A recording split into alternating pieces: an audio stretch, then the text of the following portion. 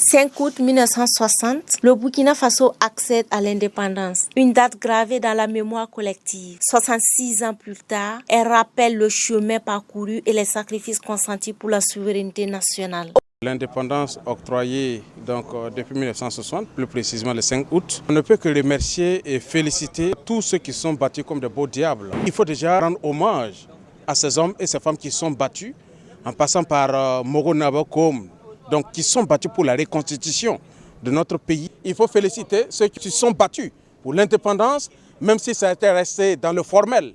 Mais il aurait fallu ça aussi pour que nous ayons, en tout cas les 4 années glorieuses du camarade capitaine Thomas Sankara, pour que nous ayons effectivement cette période de gloire que nous vivons actuellement, la période du camarade capitaine Ibrahim Traoré, qui est l'indépendance vraie et réelle.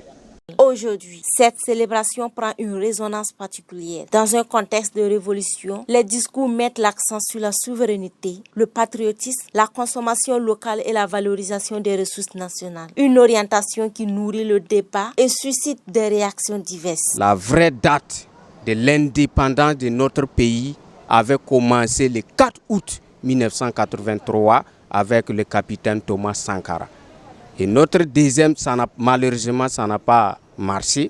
Et notre deuxième date d'indépendance réelle, c'était le 30 septembre 2022, incarné par le leader éclairé, le capitaine Ibrahim Traoré. Le Burkina Faso est un pays qui a une histoire très riche. À partir du moment où on crée la colonie de Haute-Volta, les voltaïques se mobilisent pour demander la reconstitution de la colonie jusqu'à ce que les indépendances arrivent. Et en 1984, le capitaine Thomas Sankara change le nom du pays de la Haute-Volta, que lui-même il disait que c'est un nom qui nous rappelle un passé colonial, à Burkina Faso, pays des hommes intègres. Malheureusement, de 2014, il aurait fallu attendre encore le 30 septembre 2022 pour que Sankara Junior, c'est-à-dire son héritier politique, idéologique, le camarade capitaine Ibrahim Traoré, surgisse de nulle part pour redonner encore l'indépendance vraie, totale et réelle à notre pays. Nous voyons qu'effectivement aujourd'hui, que ce soit sur le plan de la diplomatie, que ce soit sur le plan politique, économique, sur le plan social, culturel, spirituel, le Burkina Faso conjugue de ses propres verbes.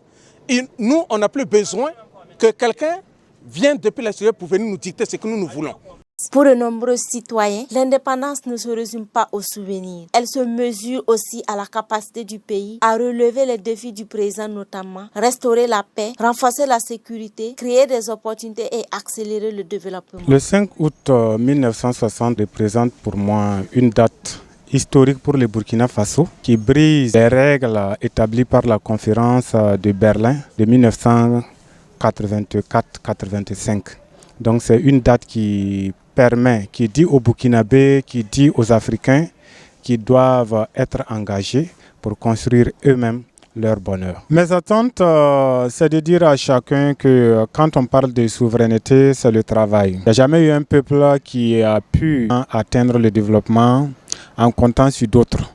C'est vrai qu'aujourd'hui, les États vivent dans une interdépendance, mais il faut comprendre que seul l'engagement, seul le travail peut sauver le Burkina Faso. 66 ans après son accession à l'indépendance, le Burkina Faso poursuit son parcours. Entre héritage historique et aspirations nouvelles, cette date rappelle que l'avenir du pays se construit chaque jour par l'engagement de tous.